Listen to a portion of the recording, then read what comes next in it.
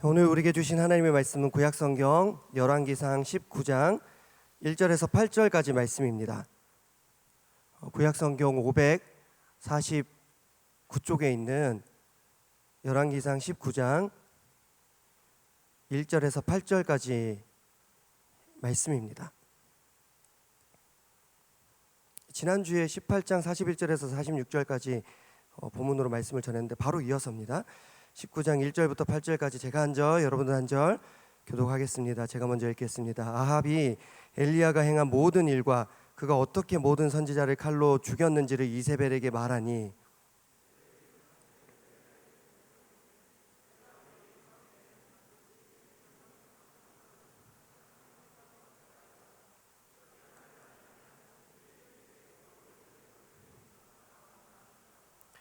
그가 이 형편을 보고 일어나 자기의 생명을 위해 도망하여 유다에 속한 브엘세바에 이르러 자기의 사환을 그곳에 머물게 하고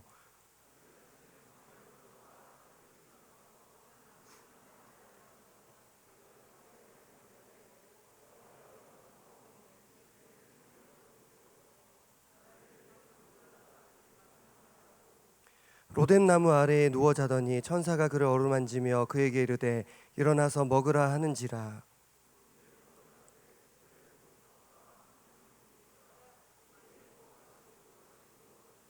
여호와의 천사가 또다시 와서 어루만지며 이르되 일어나 먹으라. 내가 갈 길을 다 가지 못할까 하노라 하는지라. 이에 일어나 먹고 마시고 그 음식물의 힘을 의지하여 40주 40야를 가서 하나님의 산 호렙에 이르니라. 아멘. 수련회를 앞둔 한 주 앞둔 토요일 저녁입니다. 이제 다음 주 금요일 토요일 이틀 동안 저녁에 수련회가 있는 거 다들 아시죠? 네, 이제 한 주 남았습니다. 지난주 토요일에는 제가 부흥을 주제로 부흥의 마음가짐이라는 제목으로 말씀을 전했는데 제가 지난주 이 시간에 이 자리에서 설교를 하면서 제가 섣부르게 선포를 했습니다. 부흥과 회복이라는 우리 부흥 집회 주제에서 부흥이라는 주제로 오늘 설교를 하고 다음 주에는 내가 회복이라는 주제로 설교를 준비해서 전하겠습니다. 자, 다음부터 저는 다음 주 설교 주제에 대해서는 함부로 미리 얘기하거나 그런 경솔한 행동을 하지 않도록 그런 결심을 하게 된 이번 한 주간이 되었지 않나 싶습니다. 아무튼 이번 주에 제가 회복을 주제로 말씀을 준비하면서 여러 상황이 이제 겹치니까 말씀을 준비할 시간과 여력도 부족하기도 하지만 제목을 어떻게 할까? 지난주에 제가 부흥의 마음가짐이라는 제목으로 말씀을 전했지 않습니까? 우리가 청년부 공동체가 명성교회 안에 있는 공동체에 있는데 별개로 움직이기보다는 명성교회가 받고 있는 은혜의 흐름을 우리도 함께 가는 것이 좋겠다 생각을 합니다. 그래서 주일 예배 때 담임 목사님, 원로 목사님 말씀을 전하시며 그 말씀을 우리도 계속 기억하고 묵상하는 이 시간이 되기를 바라는 마음으로 그 주간 말씀 제목이었던 팔복의 마음가짐을 카피해서 제가 부흥의 마음가짐이라고 말씀을 전했던 기억이 납니다. 그래서 이번 주에는 회복이라는 주제로 오해하지 마십시오. 말씀 준비가 하나도 안 돼 있는 상태에서 제목만 고민을 하고 있었습니다. 그래서 만민이 회복하는 집 이렇게 썼다가 저를 잘 아는 한 분이 적당히 베껴라 이런 말을 해주셔서 제가 정말 큰 마음의 상심을 저에게도 회복이 필요하다 이 시간 그런 생각을 하면서 이것도 베낀 것이긴 한데 수련회를 기대하는 마음으로 회복력 업이라는 제목 좀 게임 같긴 한데 그래도 회복력 업 이런 제목으로 말씀을 전하고 함께 은혜를 나누고자 합니다. 오늘도 지난주에 이어서 엘리야에 관한 말씀입니다. 지난주에는 열왕기상 18장 본문으로 엘리야의 최전성기 최부흥기에 관하여 소개를 했습니다. 그런데 사실 지난주 말씀을 들은 분들이 기억을 하신다면 엘리야는 최전성기라고 해도 부흥기라고 해도 항상 힘든 상황에 처해 있었습니다. 일단 자기 민족을 향해서 가뭄을 선포하는 것 자체가 어려운 상황입니다. 그리고 그 가뭄이 무려 3년 6개월간 지속되었다는 것도 어려운 상황이고요. 그리고 그 가뭄 기간 동안 까마귀로부터 떡과 고기를 받아서 먹는데 그게 뭐 좋은 음식이었겠습니까? 그것도 참 쉽지가 않고, 그리고 그 꽈마귀의 공급이 끊어지자 과부의 집에 의탁해서 이제 음식을 얻어먹고 거기에 이제 붙어서 살게 됩니다. 그것도 참 많은 사람들로부터 좋은 얘기만 들었을까? 그렇지 않을 것 같습니다. 과부의 집에서 산대, 저 사람 선지자라더니 뭐야? 그것으로 끝난 게 아니었습니다. 지친 상태에서 그는 850대 1의 싸움을 했었습니다. 그 싸움에서 다행히 승리하긴 했지만 그 사람들을 다 죽여야 되는 상황에 처해 있었습니다.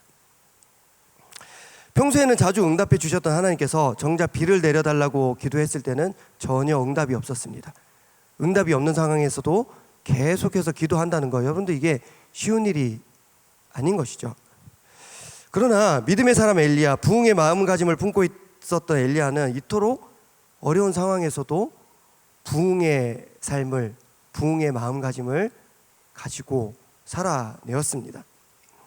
그리고 우리는 기억을 하는 것이죠. 다시 돌아보는 것이죠. 부흥이라는 것이 좋은 상황에서만 허락되는 것이 아니구나. 바닥에서 시작되는 것이구나. 그리고 가능성이 있어 보인다고 우리가 거기에 올인하고 사역을 하는 것이 아니라 가능성이 없어도 사명감을 가지고 사역해야 하는 것이구나. 당장 응답이 없다 하더라도 우리는 계속해서 기도하고 계속해서 감사함으로 깨어 있어야 하는 것이구나.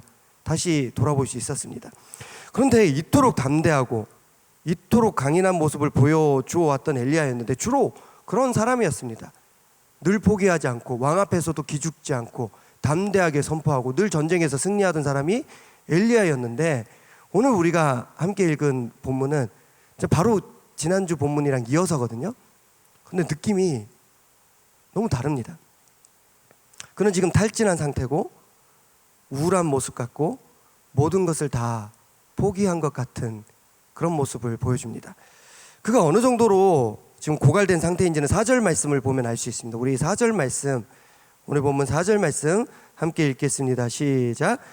자기 자신은 광야로 들어가 하루길쯤 가서 한 로덴나무 아래에 앉아서 자기가 죽기를 원하여 이르되 여호와여 넉넉하오니 지금 내 생명을 거두시옵소서.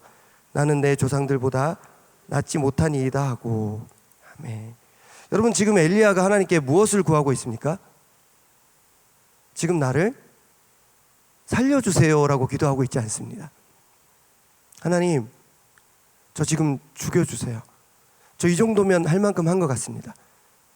넉넉합니다. 넉넉하다는 것이 만족한다는 게 아니라 지금 내 고난이 충분한 것 같습니다. 그러니까 하나님, 더 이상 나에게 세임 주시지도 말고 다시 일으켜 세우시지도 말고 저 지금 죽여주세요. 그 정도로 지금 엘리야는 영적 육절 고갈 상태에 빠져 있는 것입니다. 버티고 버티다가 한계에 다다른 것입니다. 그런 노래가 있죠. 여기까지가 끝인가 보 이제 나는 돌아서겠소. 그런 노래가 있습니다. 더 이상은 못하겠다는 것입니다. 하나님, 저 하나님 사랑하는데 여기까지 할래요. 하나님께서는 저를 향한 기대로 내 조상들 중에 어떤 사람이랑 비교해서 나에게도 그런 능력을 주셨고 또 그렇게 살기를 원하시는지 모르겠는데 저는 그 정도는 아닌 것 같네요. 그러니 이쯤에서 저 죽여주세요. 그런 상태입니다. 지쳤다는 상태를 표현하는 말로 번아웃이라는 표현이 있습니다. 영어로 번이라는 것이 불에 탄다는 것이고 아웃이라는 것이 밖으로 나가버린다는 뜻이니까 완전히 타서 아웃되는 것을 의미합니다. 완전히 고갈된 그런 상태가 번아웃입니다.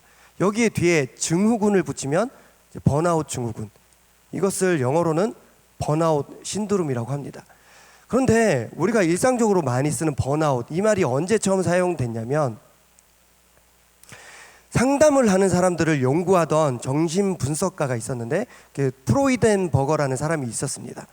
그런데 이 사람이 주로 어떤 상담가를 연구했냐면 약물 중독에 빠진 사람들을 내담자로 둔, 약물 중독에 빠진 사람들을 치료하는 상담가들을 연구를 한 거예요.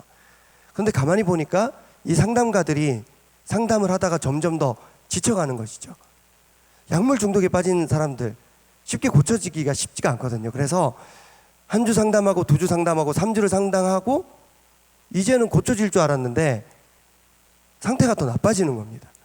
고쳐지기는커녕 다음 주 정도 되면 술을 한 병은 끊을 줄 알았는데 약을 하나는 끊고 올 줄 알았는데 여전히 똑같은 걸 보며 상담가가 지쳐가는 것이죠. 이런 것을 보면서 이 프로이덴버그라는 사람이 상담가들의 소진이라는 논문을 발표하는데 이때 그가 번아웃 신드롬, 번아웃 증후군이라는 표현을 처음으로 씁니다. 근데 이제는 비단 상담가들 뿐만 아니라 우리가 다 쓰는 표현이 된 거죠. 상담가들만 소진되는 것이 아니라 우리가 다 소진되고 번아웃이 됩니다. 무언가 몰두하다가 오히려 지치게 되는 것을 번아웃이라고 합니다. 우리가 명절에 몰두하다가 명절이 끝나고 명절 증후군을 겪죠. 휴가에 몰두하다가 휴가 끝나고 휴가 증후군을 겪습니다. 월요병도 따지고 보면 다르게 표현해 보면 주말 증후군, 주말이 지나고 나서 뭔가 소진되는 것을 겪는 것이죠. 월요병이. 그런데 문제는 다른 사람이 그러는 건 이해가 되는데 엘리야가 지금 이런 상태에 빠졌다는 것입니다. 좀 믿음이 없는 사람이거나 보통 사람이 이런 상황에 빠지면 그래 그럴 수 있어 하는데 엘리야는 이런 상황에 빠지면 안 되는 거잖아요.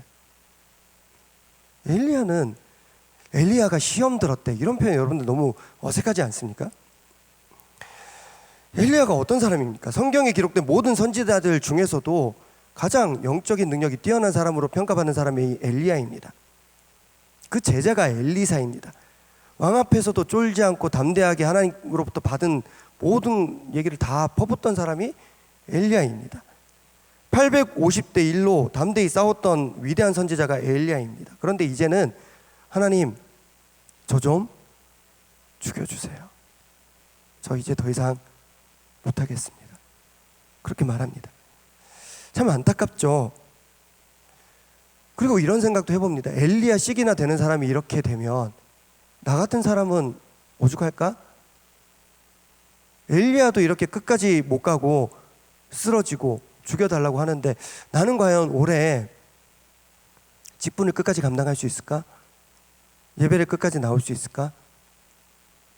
나는 과연 끝까지 걸어갈 수 있을까? 우리는 너무나도 쉽게 예배를 포기하거나 하나님과의 관계를 끊을 때가 많이 있습니다. 코로나 때문에, 인간적인 관계의 어려움 때문에, 물질적인 어려움 때문에 여러 가지 이유로 우리는 예배를 끊고 하나님과의 관계를 제일 먼저 끊어버릴 때가 많습니다. 그런데 엘리야 같이 대단한 사람도 이렇게 되는데 내가 과연 뭐라고 예배를 끝까지 지키고 직분을 감당하고 그럴 수 있을까? 자신이 없습니다. 그렇다고 이곳에 모인 우리들 중에서, 아니 전 세계 모든 기독교인 중에서 그 어느 누구도 엘리야를 비난할 자격이 있는 사람은 없을 것입니다. 엘리야가 지금 이런 상태지만 엘리야가 얼마나 대단한 사람인지는 우리가 익히 알고 있습니다. 지난주에 이미 충분히 다뤘습니다. 정말 대단한 믿음의 사람이었으면 우리는 다 알고 있습니다. 그런데요, 이 대단한 엘리야를 이런 상태에 빠지게 만든 것이 무엇인 줄 아십니까? 도대체 무엇 때문에 엘리야가 바닷 가운데서도 늘 부흥의 마음가짐으로 살았던 이 엘리야가 고갈되었을까? 놀랍게도 한마디 말에 이렇게 됩니다. 그는 이세벨의 말 한마디를 듣고 이렇게 됩니다. 우리 2절 말씀, 오늘 본문의 2절 말씀 함께 읽겠습니다. 시작. 이세벨이 사신의 엘리야에게 보내어 이르되 내가 내일 이맘때에는 반드시 내 생명을 저 사람들 중 한 사람의 생명과 같게 하리라. 그렇지 그하지 아니하면 신들이 내게 벌 위에 벌을 내림이 마땅하니라 한지라. 아멘. 아합이 이제 돌아와서 얘기를 하는 거죠. 비가 내렸어. 근데 바알과 아세라 선지자들 다 죽었어. 그렇게 그 말을 듣고 이세벨이 이렇게 말하는 겁니다. 이제 내가 엘리야 죽일 거야. 이제는 네 차례라는 것입니다. 이 말 한마디에 엘리야는 모든 용기를 다 잃어버리게 됩니다. 왕 앞에서도 잃지 않았던, 꺾이지 않을 것 같았던 그 모든 믿음이 한순간에 사라지게 되었습니다. 850명 앞에서도 오직 하나님만 바라보면서 쫄지 않았던 엘리야가 이세벨의 한마디 말 앞에서 순식간에 무너지게 됩니다. 그러므로 우리는 말을 조심해야 됩니다. 특히 누군가에게 상처 줄 수 있는 말을 조심해야 됩니다. 왜냐하면 엘리야 시기나 되는 사람도 그 말 한마디에 이렇게 무너지는 것을 우리가 보고 있기 때문입니다. 우리 그런 의미에서 우리 이렇게 한번 주변을 바라보면서 인사했으면 좋겠습니다. 말 조심합시다. 말 조심합시다. 말 조심합시다. 정말 말 조심해야 됩니다. 그 말이 상대방에게 임할 수도 있고 그 말이 나에게 돌아올 수도 있습니다. 말 조심해야 됩니다. 자, 그렇다면 엘리야는 그의 평생 처음 찾아온 이 고갈 상태, 이 번아웃 상태 앞에서 어떻게 벗어날 수 있었을까요? 어떻게 회복될 수 있었을까요? 공교롭게도 아까 그가 얼마나 심각한 고갈 상태인지 우리가 눈여겨볼 수 있었던 4절 말씀에서 그가 어떻게 회복될 수 있었는지 우리가 다시 힌트를 얻을 수가 있습니다. 4절 말씀에서 그가 하나님께 말한 것은 딱 하나입니다. 하나님, 살려주세요, 죽여주세요. 뭡니까? 하나님, 저 죽여주세요. 하나님, 내 생명을 거두어 주세요. 이렇게 말했습니다. 이렇게 사느니 차라리 죽는 것이 더 낫겠다고 말하는 그의 이런 태도가 그의 회복의 비결입니다. 말이 안 되는 것 같지만 엘리야는 죽음을 각오했을 때도 이런 태도를 가지는데 뭐냐? 그런 절망의 순간에 얼마 남지 않은 힘으로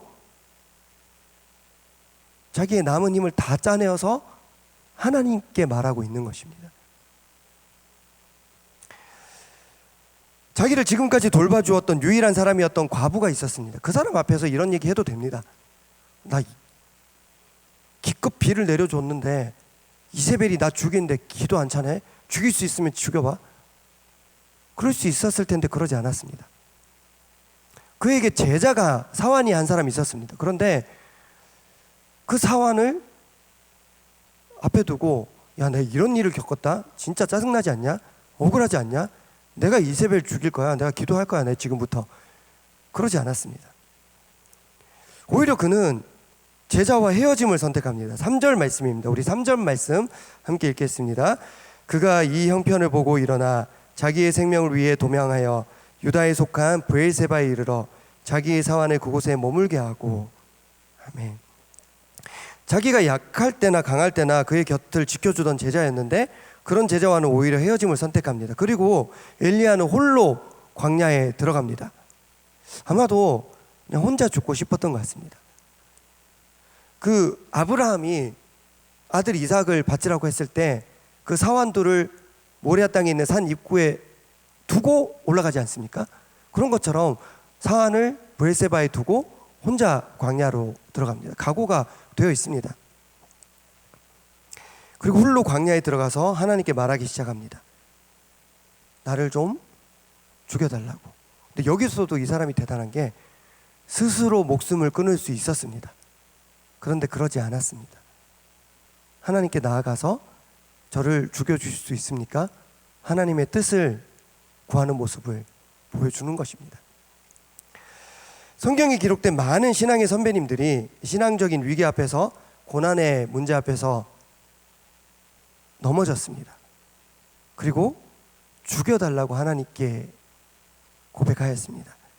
우리 민수기 11장 14절 15절 말씀입니다. 띄워주시면 제가 읽겠습니다. 책임이 심히 중하여 나 혼자는 이 모든 백성을 감당할 수 없나이다. 주께서 내게 이같이 행하실진대 구하옵나니 내게 은혜를 베푸사 즉시 나를 죽여 내가 고난당함을 내가 보지 않게 하옵소서. 아멘. 진짜 말이 은혜를 베풀어 달라고 하면서 죽여달라고 말합니다. 근데 이 말을 누가 했냐? 대단한 지도자죠. 모세가 이렇게 말합니다. 욥기 3장 11절 말씀입니다. 띄워주시면 우리 함께 읽을까요? 네. 시작. 어찌하여 내가 태에서 죽어 나오지 아니하였던가? 어찌하여 내 어머니가 해산할 때에 내가 숨지지 아니하였던가? 아멘. 매주 수요일마다 우리가 욥기로 은혜를 나누고 받고 있는데요, 이 욥이 고난의 문제 앞에서 어떤 말을 하느냐? 차라리 내가 태어나지 않았으면 좋았을 텐데, 이런 말을 합니다. 예레미야 20장 18절 말씀입니다. 어찌하여 내가 태에서 나와서 고생과 슬픔을 보며 나의 날을 부끄러움으로 보내는고 하니라. 아멘. 눈물의 선지자 예레미야죠. 이 사람이 정말 하나님께서 시키시는 것, 하나님께서 선포하라고 하시는 말씀 다 했어요. 그런데 그 고난이 이어지자 이렇게 말합니다. 자신의 고난과 사역의 어려움 앞에서 지금 살아있는 것이 너무 어렵다. 내가 왜 태어났을까? 이렇게 말합니다. 끝으로 우리 요나 4장 3절 말씀입니다. 요나 4장 3절 말씀 우리 함께 읽겠습니다. 시작. 여호와여 원하건대 이제 내 생명을 거두어 가소서. 사는 것보다 죽는 것이 내게 나음이니이다 하니. 아멘. 이게 정말 명확하게 표현하고 있습니다. 하나님, 저 죽여주세요. 사는 것보다 죽는 것이 더 낫습니다. 또렷또렷하게 자기 말을 하나님께 말합니다. 이 사람들 당대에는 제일 하나님 잘 믿는 사람들이었습니다. 모세가 그랬고요, 욥이 그랬고요, 예레미야가 그랬고, 요나가 그랬고, 엘리야가 그랬습니다. 그런데 이 사람들 지금 살아있는 것 자체를 힘들어할 정도로 무너졌습니다. 살아있는 것보다는 죽는 것이 나을 것 같습니다. 하나님, 죽여주세요. 그렇게 요청합니다. 그러나 아까도 말했지만 그들 스스로 목숨을 끊지는 않았습니다. 그 대신 그들은 자신의 절망을 기도로 하나님께 가져갔습니다. 우리는 기도할 때 진짜 좋은 내용으로만 기도해야 된다고 생각하지만 이것도 기도가 된다는 것을 여러분들 잊지 마시기 바랍니다. 죽고 싶으면 하나님께 나아가서 죽고 싶다고 말하세요. 울고 싶으면 사람들 찾아다니면서 만나거나 헤매는 것도 좋지만 하나님 앞에 나가서 하나님, 저 진짜로 힘들어요. 진짜로 못 버티겠어요. 이것이 기도가 되는 줄 믿으시기 바랍니다. 이 사람들 지금 자신은 정말로 지금 당장 죽는 것이 제일 좋지만 그 순간에도 무엇을 구하냐면, 하나님, 허락해 주실 수 있으세요? 하나님의 뜻은 무엇입니까? 제가 살아있는 것이 좋을까요? 죽는 것이 좋을까요? 묻고 있는 것입니다. 많은 사람들이 예수님을 잘 믿으면 내 고난의 문제가 그리고 어려움이 다 끝날 거라고 생각합니다. 그러나 사실은 예수님을 믿은 이후로 고난의 문제가 본격적으로 시작될 때가 있습니다. 그래서 우리는 낙심합니다. 우울해합니다. 도망칩니다. 포기합니다. 그리고 어떨 때는, 이게 심할 때는 죽고 싶은 마음이 들 때도 있습니다. 그게 오늘 본문에서 우리가 발견하게 되는 엘리야의 상태입니다. 그런데 여러분, 힘들고 어렵고 죽고 싶을 때 다시 한 번만 힘내서 주님 앞에 나아가는 저와 여러분이 되어야 할 줄로 믿습니다. 죽고 싶은 마음밖에 없더라도 하나님 앞에 나와서 죽고 싶다고 말하시기 바랍니다. 상한 갈 때 꺾지 않으시고 상한 등불 끄지 않으시는 하나님께서는 또다시 여러분들을 붙들어 주시고 살아날 힘을 주시고 회복시켜 주실 것입니다. 예수님도 그러셨습니다. 누가복음 22장 42절 말씀입니다. 이르시되 아버지여, 만일 아버지의 뜻이거든 이 잔을 내게서 옮기시옵소서. 그러나 내 원대로 마시옵고 아버지의 원대로 되기를 원하나이다 하시니. 아멘. 하나님, 아버지, 이제 좀 그만해 주세요. 이거 거두어 주세요. 기도했습니다. 하지만 그 순간에도 기도합니다. 내 뜻대로 하지 마시고 아버지의 원대로 하세요. 그랬더니 그 다음 절, 그 결과가 이렇습니다. 누가복음 22장 43절 말씀입니다. 우리 함께 읽을까요? 시작. 천사가 하늘로부터 예수께 나타나 힘을 더하더라. 아멘. 우리가 기도할 때에 엎드려도 주님 발 아래 엎드릴 때에 우리에게도 하나님께서 천사를 보내주실 줄 믿습니다. 이제 하나님께서 엘리야를 어떤 방법으로 회복시키시는지 보시기 바랍니다. 엘리야의 상태는 생각보다 많이 심각했습니다. 그의 육체만 무너진 것이 아니라 영혼까지도 완전히 고갈된, 번아웃된 상태였습니다. 18장 후반부 내용부터 참고하자면 그는 갈멜산에서 비를 내려달라고 기도했습니다. 불을 내려달라고, 비를 내려달라고. 그리고 하나님께서 작은 구름을 응답으로 보여주셔서 비가 왔고, 마차 앞에서 뛰어서 갈멜에서부터 이스라엘까지 뛰어서 갑니다. 이게 28km 정도 된다고 제가 지난주에 말씀드렸습니다. 그게 약 30km입니다. 그런데 갑자기 아합의 아내 이세벨이 자기를 죽인다고 하니까 놀라서 마음이 무너져서 도망쳐서 달려갑니다. 그가 어디로 달려가냐면 브엘세바까지 달려갑니다. 그리고 거기서 제자와 헤어집니다. 근데 이스라엘에서 브엘세바까지 145km 정도 됩니다. 그리고 홀로 광야에 갔고 또 하나님의 산 호렙에 결국 다다르게 되는데, 이 총 거리를 계산해 보니까 480km 이상을 달렸습니다. 아무리 하나님의 능력으로 달렸다 하더라도 엘리야는 지금 지칠 수밖에 없는 상황이 있습니다. 우리가 하나님께서 은혜 주셔서 1년 내내 새벽기도 개근하고, 하나님께서 은혜 주셔서 1년 내내 리더십분 감당하고 1년 내내 예배 잘 출석한다 하더라도 우리의 육체가 지칠 수 있는 상황이 있습니다. 엘리야가 지금 그런 상황이에요. 영적으로도 그는 매우 취약한 상태입니다. 이스라엘이 가뭄을 겪고 있던 3년이 넘는 시간 동안 그는 계속해서 혼자였습니다. 비록 까마귀를 통해서, 과부를 통해서 목숨은 연명했지만 대부분의 시간은 혼자였습니다. 많이 외로웠을 것입니다. 게다가 무슨 이유인지는 모르겠지만 브엘세바에서 제자까지 그냥 놔두고 홀로 광야에 들어갔습니다. 방금 전까지 그는 850대 1로 싸웠습니다. 결국 어찌어찌해서 계속 승리하고 버텨왔지만 이제는 어떻게 됐냐? 이세벨이 너 죽여버린다 한마디 말밖에 하지 않았지만 그 한마디 말을 견뎌내지 못하고, 이겨내지 못하고, 버텨내지 못하는 상태에 빠지게 됩니다. 이처럼 영적으로도 육적으로도 죄다 무너져버린 엘리야를 하나님께서 어떻게 고치고 계시냐? 놀랍게도 하나님께서는 엘리야에게 아무 말씀을 안 하십니다.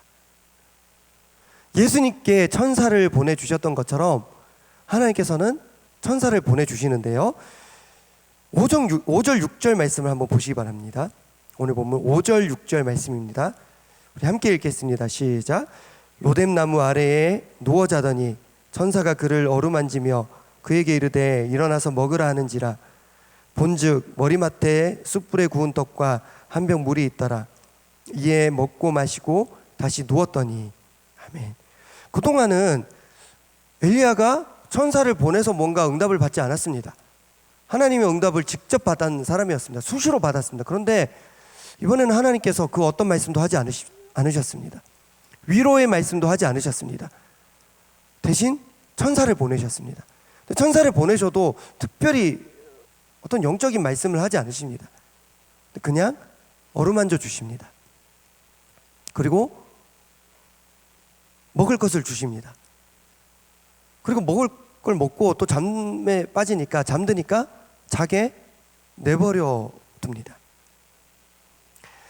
이어서 7절 말씀도 마찬가지입니다. 천사가 또 다시 와서 어루만지고 먹을 것을 가져다 주고, 엘리야는 계속해서 먹고 자고 먹고 자고, 이런 행동을, 이런 패턴을 반복합니다. 여러분, 이게 심리적으로 보면 병리적으로 어떤 상태냐면 우울증 증상입니다. 아무것도 안 합니다. 먹고 자고 먹고 자고. 엘리야가 지금 그런 증세를 보이고 있습니다.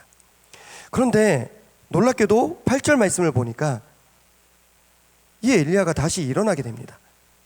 그런데 어떻게 그가 일어나게 되냐? 8절 말씀을 우리 함께 읽겠습니다. 8절 말씀 시작. 이에 일어나 먹고 마시고 그 음식물의 힘을 의지하여 40주 40야를 가서 하나님의 산 호렙에 이르니라. 아멘. 무슨 힘을 의지하여 일어나 걸었습니까? 음식물의 힘을 의지하여 일어나 걸었습니다. 하나님께서는 아무 말씀하지 않으셨습니다. 그냥 그를 어루만지기만 하셨습니다.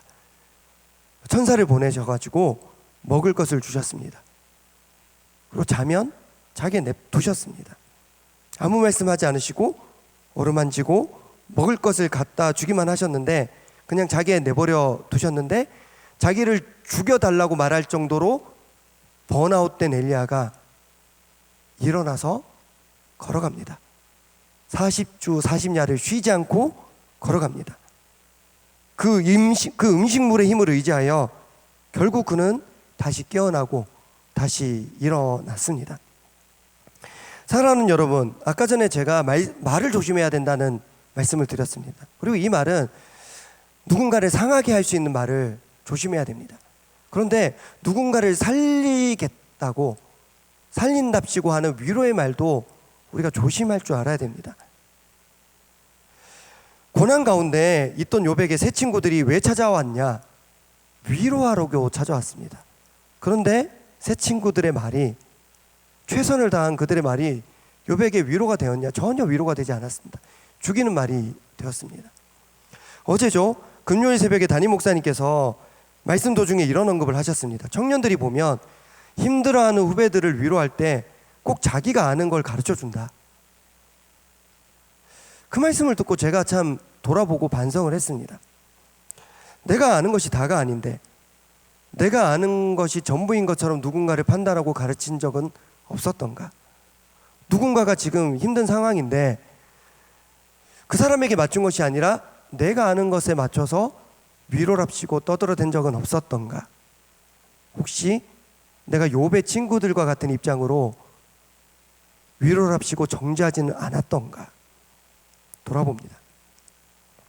여러분, 하나님께서는 그러지 않으셨습니다. 그저 어루만지시고 먹을 것을 주시고 잠자도록 내버려 두시고 기다려 주셨습니다. 놀랍게도 하나님께서는 한마디 하지 않으셨지만 영적인 말은 더더욱 하지 않으셨습니다. 네가 지금 이럴 때냐? 내가 새 힘을 주리니 일어나리라.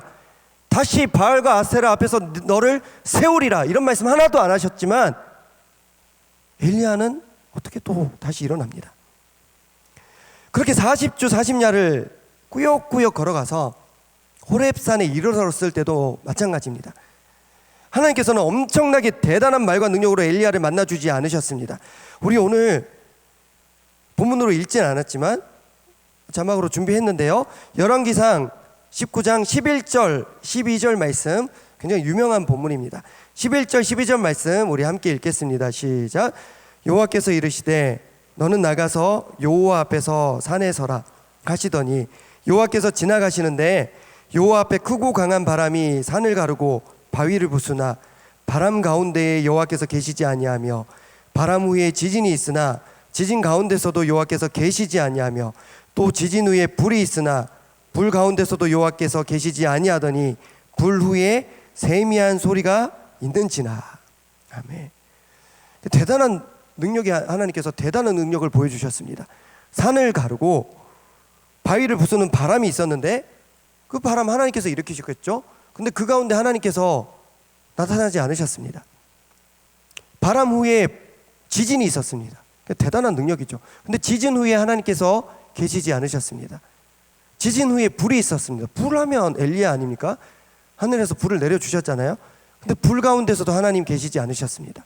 근데 불 이후에 세미한 소리가, 아주 작은 세미한 음성이 들렸습니다.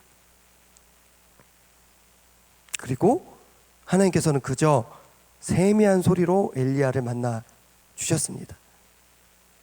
비록 엘리야가 이전에는 불로도 만나고 바람으로도 만나고 지진으로도 하나님 만났지만 지금은 그런 상태가 아니었습니다. 그렇게 하나님 앞에 바로 설 수가 없는 상황이었습니다. 그러자 하나님께서는 네가 지금 이럴 때냐 그러지 않으시고 세미한 음성으로, 세미한 소리로 엘리야를 만나 주셨습니다. 진짜 하나님 멋지시지 않습니까? 이게 진짜 엘리야에게 필요한 위로 아닙니까? 제가요 TV는 거의 안 보는 편입니다. 근데 라디오는 종종 듣습니다. 라디오를 듣다가 권진아라는 가수가 부른 위로라는 노래를 어느 날 우연히 듣고 그게 어떤 드라마 OST였던 것 같아요. 그런데 그 위로라는 노래를 한동안 참 많이 들었습니다. 근데 오늘 전하는 메시지와 어울리는 찬양을 소개하면 참 좋겠는데 그 어떤 찬양의 가사도 이 곡을 능가하는 곡이 없는 것 같아서 제가 오늘은 여러분들 이제 뭐 시험 들지 마세요. 시험 들지 마시고 저 원래 이런 사람이었습니다. 제가 DJ가 되어가지고 잠시 이 곡 여러분들과 함께 나누고 싶습니다. 권진아가 부릅니다. 위로.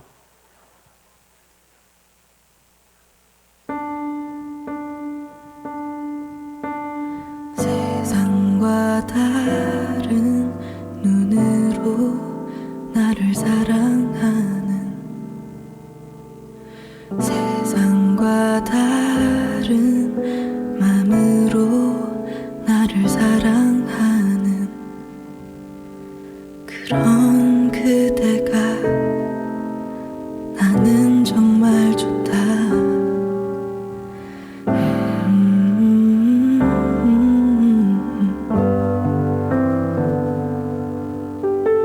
나를 안아주려 하는 그대 그 품이 나를 잠재우고 나를 쉬게 한다.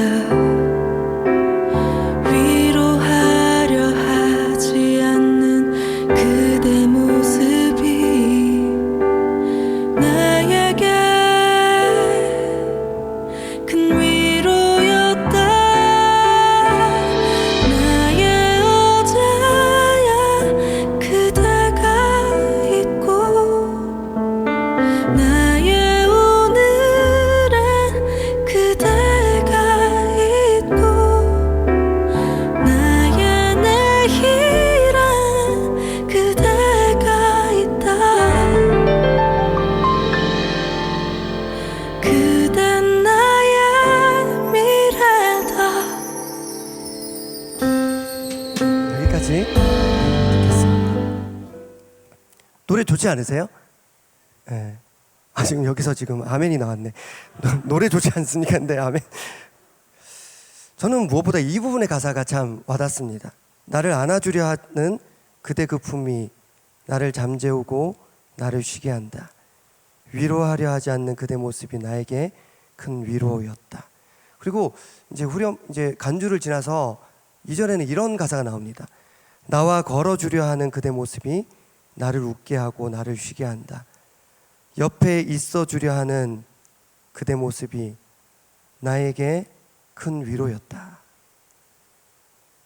위로하려 하지 않는 모습이 오히려 위로였다는 것입니다. 그저 곁에 있어 주었던 모습이 위로였다는 것입니다.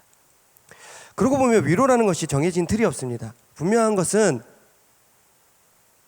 하나님께서는 고갈 상태에 있던 엘리야에게 가장 적절한 위로를 전해주셨던 것 같습니다. 그리고 엘리야는 그 위로를 분명히 받아서 새 힘을 얻었던 것 같습니다. 어쩌면 오늘은 어떤 찬양보다 저의 메시지보다 누군가는 위로라는 이 노래가 더 위로가 될 수도 있겠다는 생각을 해봅니다. 어느 순간 어떤 방식으로 나에게 위로가 될 줄 모릅니다. 혹시 지금 지쳐 계십니까? 엘리야가 그랬던 것처럼 싫은 소리라도 나약한 소리라도 하나님 앞에 나아가서 던지시기 바랍니다. 그것이 기도가 될 줄 믿습니다. 혹시 주변에 지쳐 있는 분이 계십니까? 하나님께서 엘리야에게 그러셨던 것처럼 어루만짐과 곁에 있어줌과 먹을 것으로 다가가는 것이 어떨까요? 뭔가 필요가 되는 말을 하려고 애쓰지 말고 그냥 곁에 있어주고 먹을 것을 주고 당장 회복되지 못하더라도 기다려주고 무관심이 아니라 배려해서 시작된 재워주는 그런 태도가 우리에게 있다면 분명 음식물의 힘을 의지하여 다시 일어났던 엘리야처럼 세미한 음성을 듣고 다시 하나님 만난 엘리야처럼 우리 주변에 있는 그 누군가도 우리 때문에 다시 회복될 줄로 믿습니다. 기독교 역사상 가장 위대한 영적 사람 엘리야도 쓰러졌다가 다시 회복된 말씀을 오늘 나누었습니다. 우리는 쓰러질 수 있습니다. 누구나 쓰러질 수 있습니다. 그럴 때는 막 크게 은혜 받으려고 하지 않아도 됩니다. 세미한 음성이라도 들으면 그걸로 족합니다. 어루만지시는 것을 느끼시기만 해도 되고 너무 힘들면 누워서 주무셔도 됩니다. 그러나 분명 회복이 진행되고 있을 것입니다. 그 기간은 우리에게 딱 필요한 회복 기간인 줄로 믿습니다. 얼마 전에 부흥과 회복을 주제로 부흥 집회가 주일 저녁마다 있었고 우리는 참 많은 은혜를 누렸습니다. 그리고 저도 이 두 가지를 위해 기도합니다. 부흥과 회복을 위해서. 특별히 저는 청년부 공동체의 부흥과 회복을 위해서 기도합니다. 그리고 여기서 좀 더 세밀하게 들어가서 저는 부흥을 위해서도 기도하지만 회복을 위해서 좀 더 기도하고 있습니다. 담임 목사님께서 의도적으로 저에게 이런 말씀을 하신 것은 아니셨겠지만 저의 명성교회 복귀의 이유와 기폭제가 된 그날 그 식사 자리에서 담임 목사님께서 저에게 이런 말씀을 하셨습니다. 한 목사님 힘드시겠지만 당분간 청년부를 맡아서 고생해 주세요. 그래서 청년부가 좀 회복되면 좋겠습니다. 많이 너무 어려웠습니다. 마음이. 제가 회복시킬 능력이 있는 것도 아니고 자신이 없기 때문에 마음이 쉽지만 않았습니다. 그리고 이게 더 컸습니다. 사실 저는 제가 부족하고 능력이 없어서 그렇지 목사님께서 저에게 뭘 맡기셔도 저는 순종할 마음이고 어떤 걸 시키셔도 저는 감당해야 되는 그런 마음가짐이었습니다. 그래야 되는 사람입니다. 그런데 미안한 마음을 담아서 청년부 맡아주실 수 있겠어요? 그렇게 말씀하시는 것이 너무 민망하고 속상했습니다. 미안해하지 않으셔도 되고 그냥 청년부 하세요 그러셔도 되고 전체 담당자가 아니라 그 8명 중에 청년대학부 8명 중에 한 사람이 되어도 되는데 어쨌든 저는 그날 이후로 계속 기도합니다. 부흥을 위해서도 기도하지만 목사님께서 저에게 부탁하셨던 회복을 위해서 더더욱 기도합니다. 하나님께서는 지금 우리에게 가장 필요한 위로를 전해 주실 것입니다. 가장 필요한 말씀을 전해 주실 것이고 어루만지시는 손길을 보태 주실 것입니다. 가장 적절한 회복의 방법을 동원하고 계신 줄 믿습니다. 말씀을 맺겠습니다. 수련회가 일주일 앞으로 다가왔습니다. Wake up, Rise up, Reach up이라는 주제로 수련회가 준비되고 있습니다. 그런데 사실 제가 이 주제를 묵상하면서 계속 느끼는 것이지만 이 세 가지 주제는 지금 회복이 안 되고 있는 사람들에게 필요한 말입니다. 깨어나야 되고 일어나야 되고 다시 하나님께 나아가야 할 사람들은 회복이 필요한 사람입니다.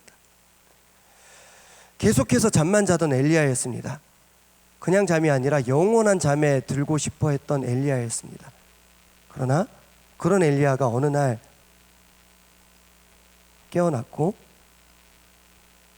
일어났고 결국 하나님의 산 호렙에 이르러서 하나님을 다시 만났습니다. 예전에는 그토록 하나님의 음성을 자주 직접적으로 들었지만 이제는 겨우 세미한 음성만 들을 수 있던 엘리야에게 하나님께서는 이런 말씀을 전해 주십니다. 열왕기상 19장 16절 말씀입니다.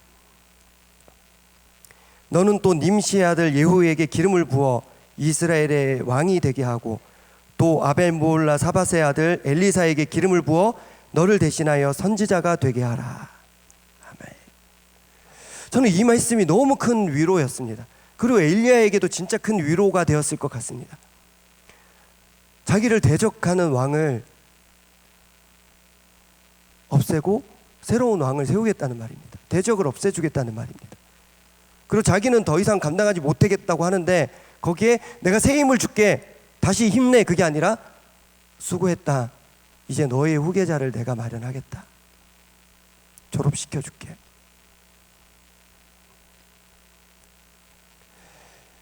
저는 저에게도 여러분에게도 이런 은혜가 허락될 줄 믿습니다.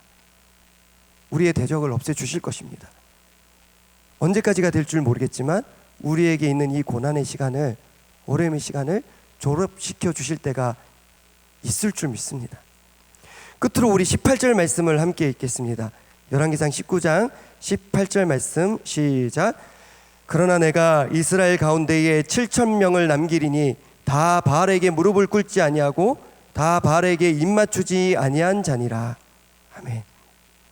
지금까지 엘리야에게 있어서 가장 큰 문제는 고립의 문제였습니다. 늘 혼자였다는 것이 가장 큰 문제였습니다.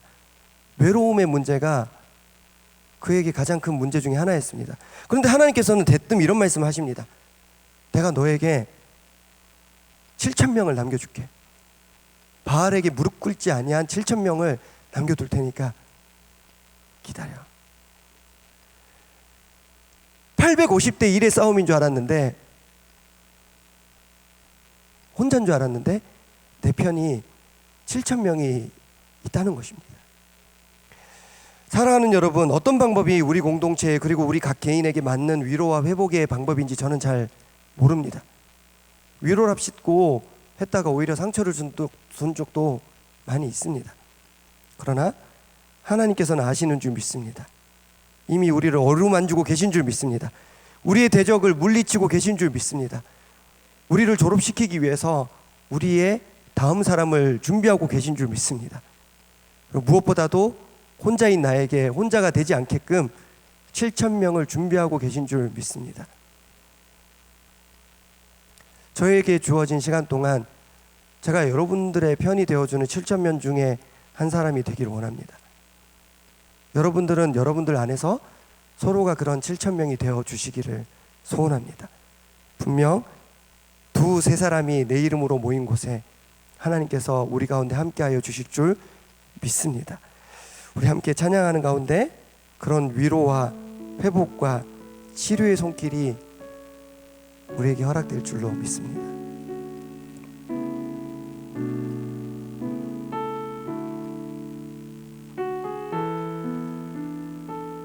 예수 나의 좋은 치료자, 그의 눈이 머무는 곳은 나의 슬픔과 고통, 고개 들어 그의 눈을 볼 때에 난 알았네. 예수 나의 좋은 치료자,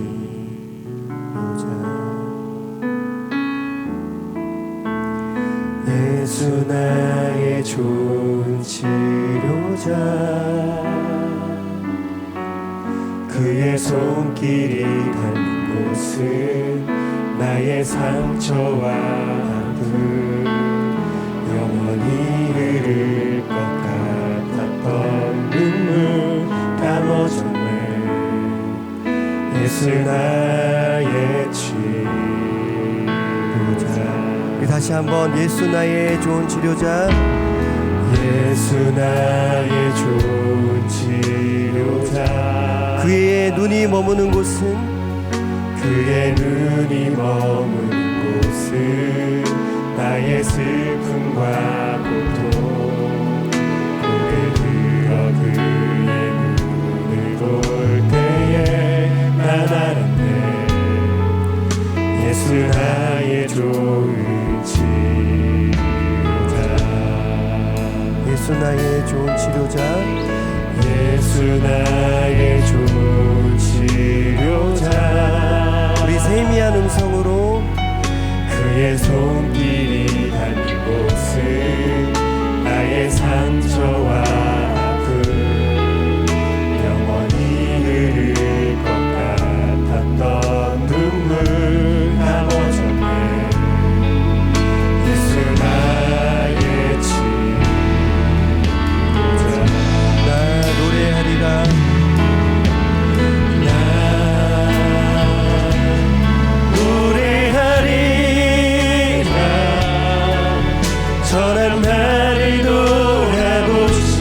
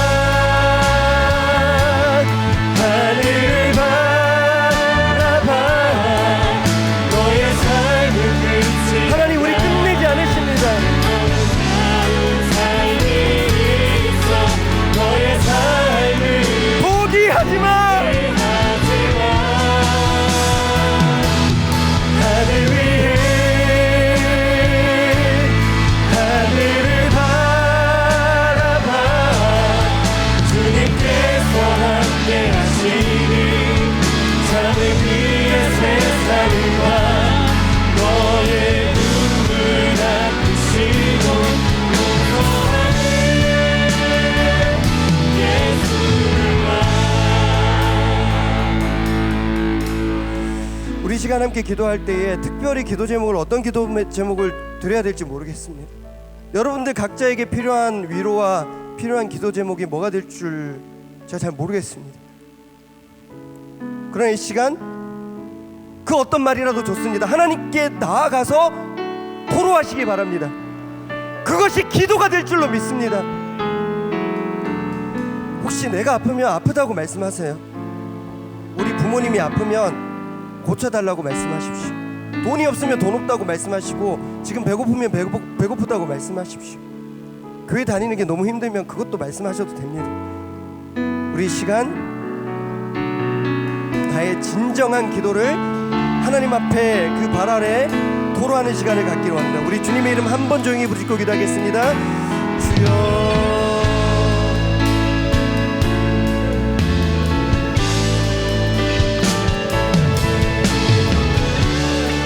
하나님, 내가 이 시간 어떤 마음으로 왔는지 주님은 아시는 줄 믿습니다. 하나님, 나의 마음을 주님은 아십니다.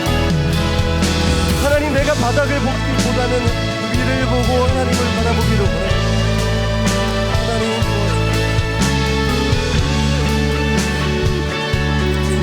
도와주시옵소서. 하나님, 지으신 그대로 회복시켜 주신 주 믿습니다. 하나님, 함께 해주신 주 믿습니다. 주님, 이끌어 주시기 원합니다. 아버지 도와주십니다. 해주시옵소서. 하나님, 미안합니다. 지금은 제가 소리 지를 힘이 없습니다. 하나님, 송구합니다. 지금은 나에게 능력이 없습니다. 그러나 하나님, 지금 이 나라도 받아주신다면 주님 이끌어 주실 수 있습니다. 도와주십니다. 난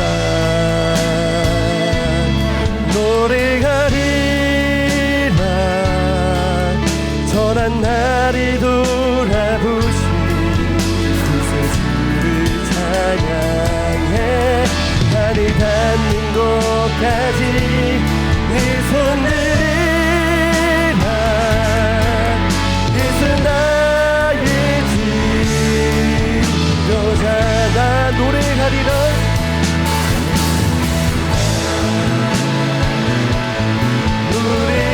노래하리라. 전한 날을 돌아보시 구세주를 찬양해. 날이 닿는 곳까지 내 손들이라. 예수 나의 지도자. 위를 봐, 위를 봐, 하늘을 바라봐.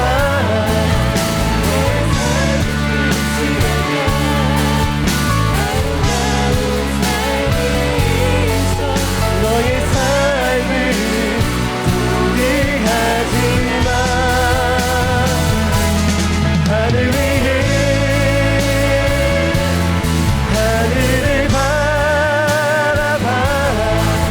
주님께서 함께하시니 하늘 위에 세상으로 너의 눈을 감추고 용서하는 예수를 봐. 살아계신 하나님, 우리 청년 지체들이 어떠한 마음으로 이 시간 다 기도했는지 모르겠습니다. 그러나 그 어떤 토로도 기도가 되는 줄 믿습니다. 하나님, 많은 사람을 만나도 그것이 우리에게 위로가 되지 않을 때가 많이 있습니다. 내 주변에 사람들이 많이 있는 줄 알았는데 결국 돌아보면 아무도 없음을 발견하게 될 때가 많이 있습니다. 그러나 주님, 문득 돌아볼 때 오직 예수 한 분이 나를 떠나지 않고 계심을 발견하게 되는 그런 능력 있는 우리가 되게 하여 주시옵소서. 다른 능력은 없더라도 힘들 때 다른 데 찾아가지 말고 교회 오고 예수님께 나아가서 주님, 나 진짜 힘들어요, 이 말 한마디 할 줄 아는 용기를 우리에게 허락하여 주시옵소서. 정말 위대한 신앙의 선배들이 너무 실망스러울 정도의 말을 하나님 앞에 했던 것을 돌아봅니다. 주님, 나 태어나지 않았더라면 좋았겠네요. 주님, 생명을 거두어 주세요. 죽여주세요. 하나님, 그러나 그러한 얘기도 하나님의 뜻에 맡길 때 하나님의 선한 뜻과 마음이 우리를 다시 새롭게 주장하여 주실 줄 믿습니다. 하나님, 우리로 하여금 웨이크업하게 하여 주시옵소서. 라이즈업하게 하여 주시옵소서. 하나님께 리치업하게 하여 주시옵소서. 다른 어떤 것이 우리에게 은혜와 구원이 아니라 주님께서 나와 함께 하시는 그것 하나만으로도 참된 의미의 아름다운 세상인 줄 믿사오니 주여 함께하여 주시옵소서. 감사드리며 사랑하고 축복하며 예수 그리스도의 이름으로 기도하옵나이다. 아멘.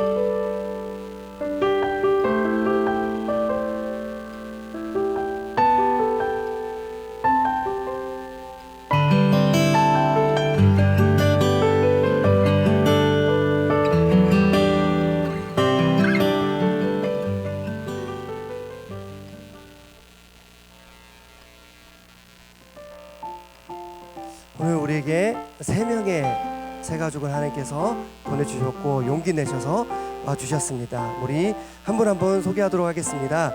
89기 윤결 형제입니다. 윤결 형제님 어디 계세요? 네, 제가 소개하겠습니다. 반가운 윤결 형제님 왔습니다. 뉴송은 처음이래요. 처음이니까 새 가족이겠죠? 따뜻하게 환영해 주세요. 네, 환영합니다. 박재영 형제 902 소개글입니다. 자랑스러운 하나님의 사랑 박재영 형제님이 뉴송을 찾아주셨어요. 사랑 듬뿍 담아 환영해 주세요. 네, 그러겠습니다. 95기 잠깐만, 박재영 형제는 어디 계세요? 위에 계신가요? 아, 위에 이렇게 손을 흔들고 계십니다. 네. 여기서 봤을 때는 형제인지 자매인지 잘 구분이 안 가긴 하는데 박재영 형제 위에 계십니다. 주변에 계신 분 이따가 축복해 주세요. 마지막으로 95기 이선우 형제는 어디 계신가요? 아, 네네. 선한 인상의 선우님이 뉴송에 왔습니다. 사랑의 마음으로 환영해 주세요. 네, 감사합니다. 우리 세 분의 우리 새내기들, 새가족, 새내기가 아니라 우리 새가족 환영하는 마음으로 우리 불을 켜서 찬양하겠습니다. 하나님 여호와가 너의 가운데 함께 하시니 그는 구원을 베푸실 전능자시라. 그가 너로 말미암아 기쁨을 이기지 못하시며 너를 잠잠히 사랑하시며 즐거이 불러 기뻐하리. 너의 하나님 여호와가 너의 가운데 함께 하시니 그는 구원을 베푸실 전능자시라. 주의 축복 받을 너는 뉴송의 기쁨, 뉴송의 기쁨, 뉴송의 기쁨. 기도하겠습니다. 살아계신 하나님 감사합니다. 요즘 같은 시기에 질병이 온 세계를 지배하고 있는 이 시기에 교회로 오는 발걸음이 참 쉽지 않았을 텐데 주님 3명의 새 가족을 우리에게 허락하여 주셔서 감사합니다. 하나님, 윤결 형제, 재영 형제, 선우 형제에게 필요한 위로가 우리 공동체가 되게 하여 주시옵소서. 그리고 언젠가는 이 3명의 새 가족들이 누군가에게 따뜻한 위로의 어루만짐을 전하는 신앙의 베테랑이 될 수 있도록 성장시켜 주시옵소서. 앞으로의 시간 동안 새가족 교육을 받는 동안 행복한 시간 되게 하여 주시고 꼭 필요한 곳으로 등반되게 하여 주시옵소서. 감사드리며 사랑하고 축복하며 예수 그리스도 이름으로 기도합나이다. 아멘. 우리 박수로 환영하겠습니다. 감사합니다. 잘 오셨습니다. 네, 반갑습니다.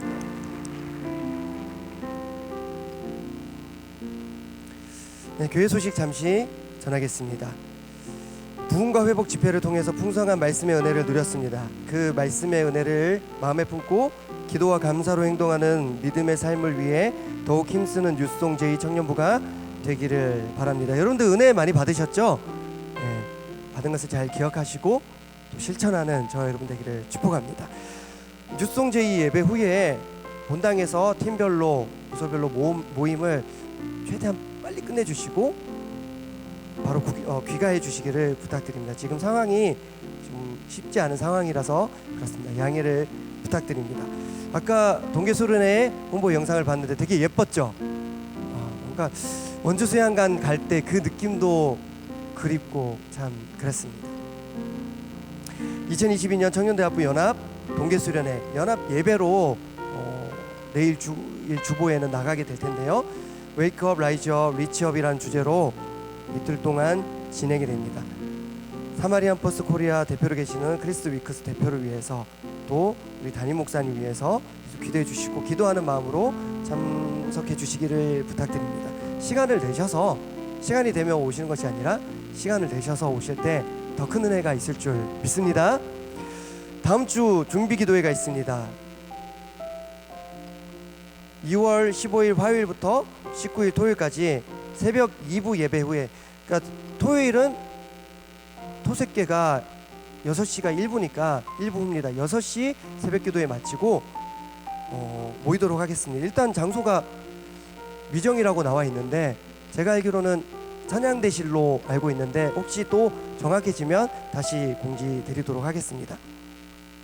오늘 1층 로비에서 또 보셨을 텐데 사랑의 박스 많은 분들이 지난주에 다 신청하셔서 소진이 됐고 좀 추가로 하고 싶다는 분이 계셔서 추가로 받고 있습니다. 강동군의 보육원, 우리는 이제 고아원이라는 말이 더 익숙한데 거기를 만 18세가 되면 퇴소를 해야 됩니다. 어떻게든 퇴소를 해야 됩니다. 삶의 자리가 마련되지 않든 어떻든 간에 퇴소를 해야 되는데 조금이라도 그들에게 위로의 손길이 되기를 바라는 마음으로 필요한 박스를 나눠주었습니다. 그래서 필요한 것을 다 학생마다 따로 적어놨어요. 그래서 꼭 그 박스에 들어가는 것만 해주지 않으셔도 돼요. 어떤 친구는 도마가 필요하대요. 도마가. 근데 사랑의 박스에 들어갈 도마가 없어요. 그러면 다른 박스에 그 도마를 4등분해서 본드 붙여가지고 이렇게 하라, 그렇게 무식하게 하지 마시고 다른 박스에 또 추가로 해서 주시면 되잖아요. 그렇게 준비해서 제출해 주시면 되겠습니다. 오늘 제출해 주셔도 되고 다음 주는 수련회가 있으니까 26일 유성 예배 전으로 제출해 주시면 되겠습니다. 오늘도 예배를 위해서 많은 분들이 애써 주셨습니다. 기도와 찬양으로 애써 주신 손길이 있고 찬양팀, 관현악부, 또 새가족부, 그 외에 많은 부서들이 애써 주셨습니다. 이지명 목사님 오늘 베이스가 오늘 비었다 그래가지고 우리 박수 한번 하겠습니다.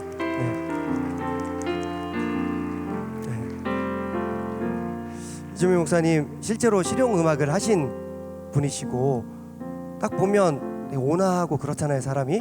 그래서 베이스 이렇게 너무 잘해주셨고 또 멋있었습니다. 그리고 김남수 목사님 찬양인도 들을 때마다 목소리가 너무 좋은 것 같아요.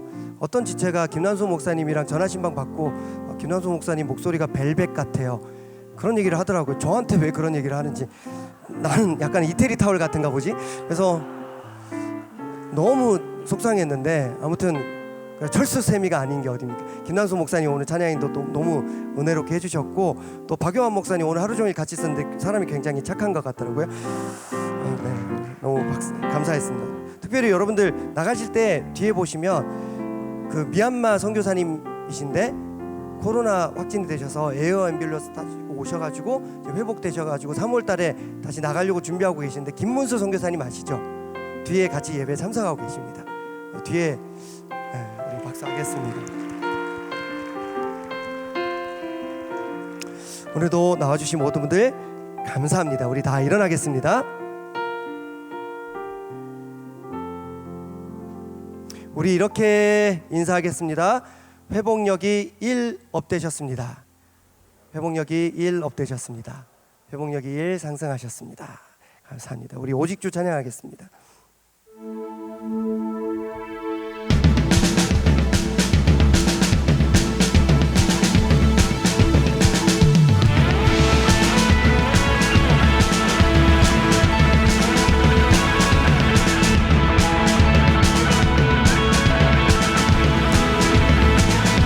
내 모습 그대 감사해 약한 나를 채워주시네. 하나님께서 우리를 다시 세우실 줄 믿습니까?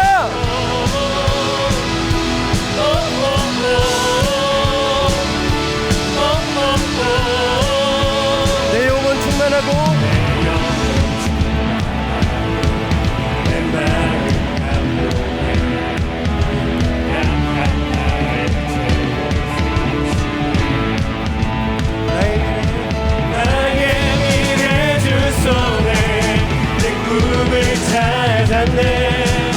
주 없이 나의 삶에 의미가 없네. 주님의 나라 곧 오리라. 내 모든 것들이네. 이 세상 그 무엇보다 오직 주. 지금 내 안에 계신 주. 주의 빛을 찾고도록 약한 내 모습 사라져. 주 하나님 결박을 끊으신 주. 이끄신 주께 모든 것 끝이네. 오직 주 내게 생명 주고 내 삶을 비추네. 세상 모든 영광들이 주님께. 주님의 나라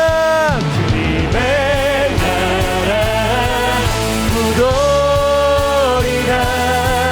내 모든 것들이네. 이 세상 그 무엇보다 오직 주. 지금 내 안에 계신 주. 주의 빛을 삼고도록 약한 내 모습 사라져. 주 하나님 결박을 끊으신 주. 이끄신 주. 내 모든 것 끝이네. 오직 주.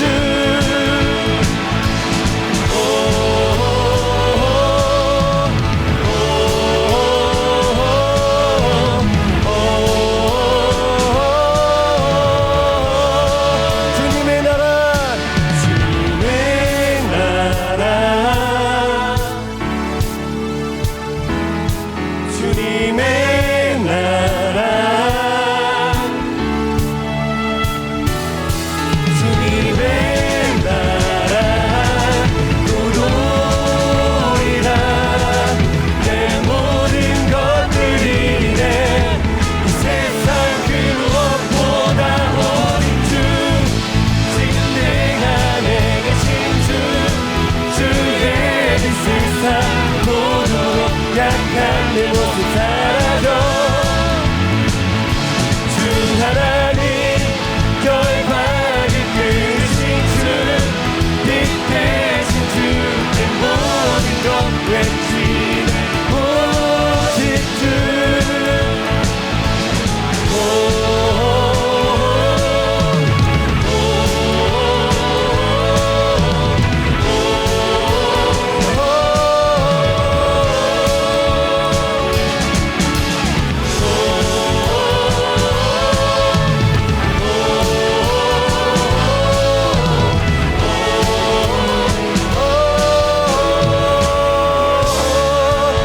연약한 나를 다시 세우시고 회복시키신 주님 앞에 큰 박수와 영광 올려드리기 원합니다.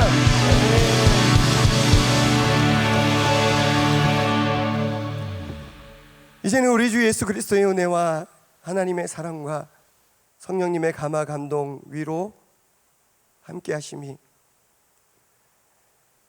정말 힘들더라도 주님 앞에 나와 그 발 앞에 엎드려 토로하는 기도라도 하기라 결단하는 사랑하는 우리 뉴송 공동체 위에 부흥뿐만 아니라 회복도 되어야 될 우리 청년부 위에 다가올 은혜의 수련회 위에 이제부터 영원히 함께 하시기를 간절히 축원하옵나이다. 아멘.